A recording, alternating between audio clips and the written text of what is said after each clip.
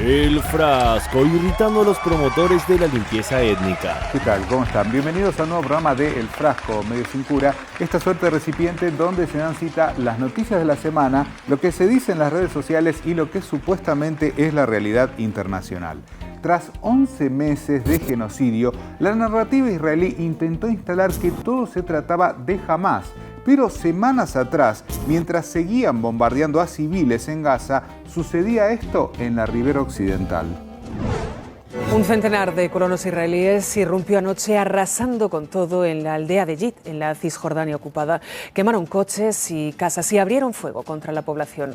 Un joven ha muerto en el ataque que las autoridades palestinas califican de terrorismo de Estado organizado. Decir un joven ha muerto no es lo mismo que admitir que ha sido asesinado, algo que se ha repetido a través de diversos titulares, donde además el régimen israelí quiso despegarse de lo ocurrido.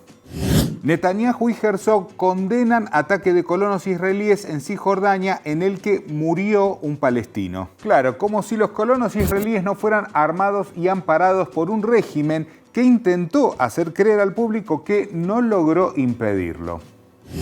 Ejército israelí admite que fracasó en impedir ataque de colonos contra aldea en Cisjordania ocupada. Por supuesto que toda esa patraña quedó al descubierto cuando días atrás tanto ejército como colonos siguieron trabajando como siempre, coordinadamente.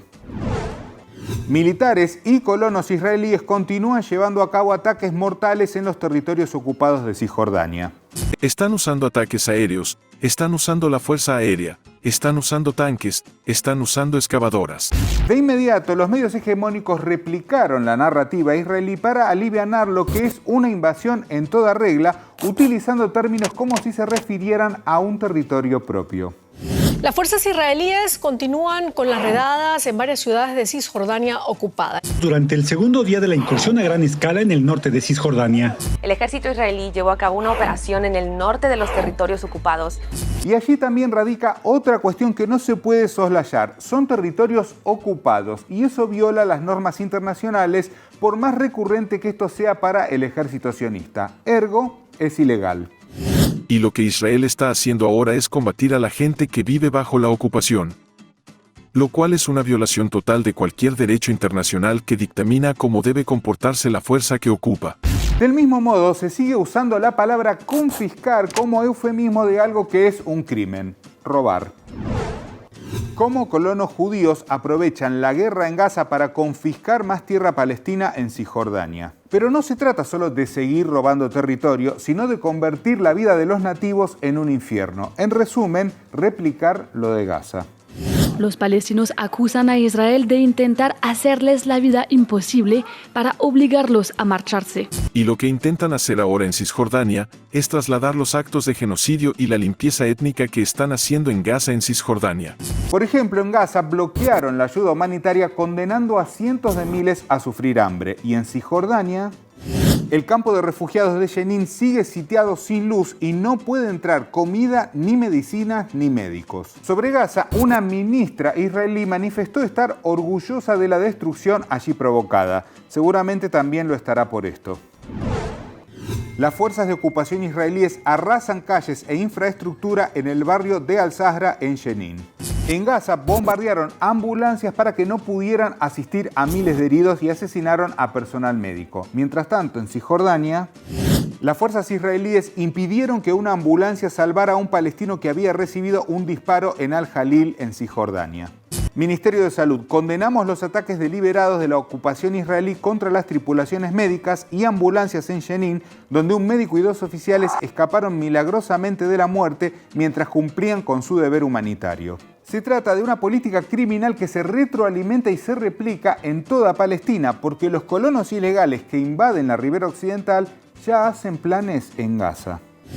En mi opinión, en menos de un año, habrá colonos en Gaza.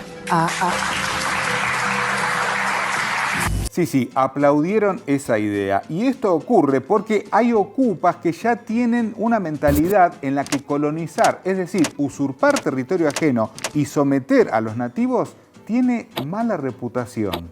Vean.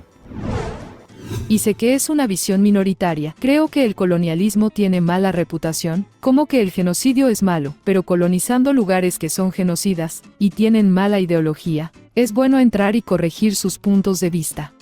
Gazatíes, árabes, no se quedarán en la franja de Gaza. ¿Quién se quedará? Los judíos. África es grande. Canadá es grande. El mundo acogerá a la gente de Gaza. ¿Cómo lo haremos? Lo fomentaremos. No sorprenden mucho estas expresiones supremacistas llevadas a la práctica por un régimen integrado por colonos ilegales. Y todo eso hace este gobierno fascista israelí que está dirigido por colonos ilegales como Smotrich o Ben Gvir, quienes están tratando de destruir toda la infraestructura de estas áreas y su objetivo es claro. Y ante esta invasión en Cisjordania, el principal socio del régimen israelí se pronunció, como siempre, con la ambigüedad típica de los cómplices.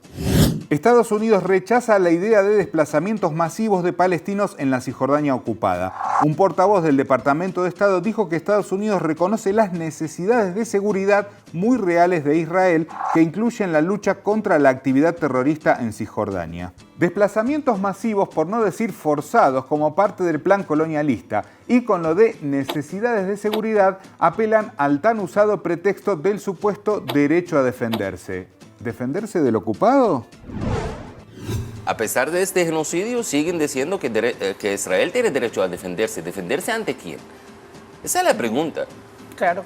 Israel se está defendiendo ¿contra quién? Contra un pueblo que ha ocupado durante 76 años. ¿En la cabeza de quién cabe esta barbaridad de excusas para cometer tal limpieza étnica, crímenes de lesa humanidad, crímenes de guerra, genocidio en vivo y directo? Ante todo esto, la ONU, fiel a su estilo, redactó una de las tantas condenas que siempre terminan en el mismo lugar. La Oficina de Derechos Humanos condena la escalada militar israelí en Cisjordania. La organización ha vuelto a pedir el fin inmediato de la operación.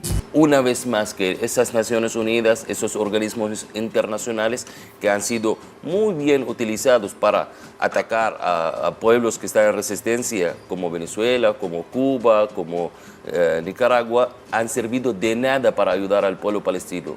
Y es justamente en Venezuela donde la embestida del poder dominante, seguida de sus medios afines, se intensifican. Se ha reportado en el país un ataque al sistema eléctrico nacional que ha afectado a los 24 estados del país. Se va a aprovechar cualquier coyuntura para tratar de atacar a Venezuela. Lo mismo se ha visto a través de las redes sociales, a través de ciertos llamados influencers y los medios tradicionales. Adivinen si las corporaciones mediáticas aprovecharon lo que fue denunciado por el gobierno como un sabotaje para atacar al presidente venezolano. Venezuela a oscuras. El masivo apagón expuso la devastadora crisis eléctrica tras años de mala gestión de Maduro. Es la Venezuela ensombrecida por la dictadura. Es la Venezuela, o lo que queda de ella, tras el estrangulamiento cotidiano al que la somete Nicolás Maduro. Toda esta narrativa, toda esta campaña, estos sabotajes forman parte de lo mismo, forman parte de una estrategia para intentar quedarse con los recursos naturales de Venezuela. Una estrategia contra Venezuela impulsada desde el norte que, sin embargo, no apunta solamente a este país. Se trata de una estrategia regional que en otros países cuenta con cómplices locales. Cumbre del Comando Sur de Estados Unidos en Chile. Vienen por los recursos naturales. Un Comando Sur de Estados Unidos que fue recibido con honores por la nieta de quien sufrió un golpe de Estado y fue asesinado bajo el auspicio de Estados Unidos. Mucho más que una triste paradoja. Comando Sur reafirma cooperación con Chile. Se reúne con nieta de Salvador Allende. No es la Argentina de Milei ni el Ecuador de Noboa. Es el Chile de Gabriel Boric, con la jefa del Comando Sur, Laura Richardson, la misma que aseguró que nuestros recursos naturales le pertenecen a Estados Unidos. No es progresismo ni izquierda si cultiva un alineamiento imperial explícito. Un alineamiento en el que el gobierno de Ecuador también se suma. ¿Cuál es el chiste? Que el pretexto de quienes apoyaron las dictaduras más sangrientas en América Latina usan los derechos humanos. Sí, cómo no. Ecuador se suma a la iniciativa sobre derechos humanos del Comando Sur de Estados Unidos. En otras palabras, ¿los mandos militares del Ecuador se someten al mando del Comando Sur de Estados Unidos? ¿Todo esto en medio de un conflicto armado interno? ¿Estados Unidos nos va a dar cátedra de derechos humanos a través de los militares?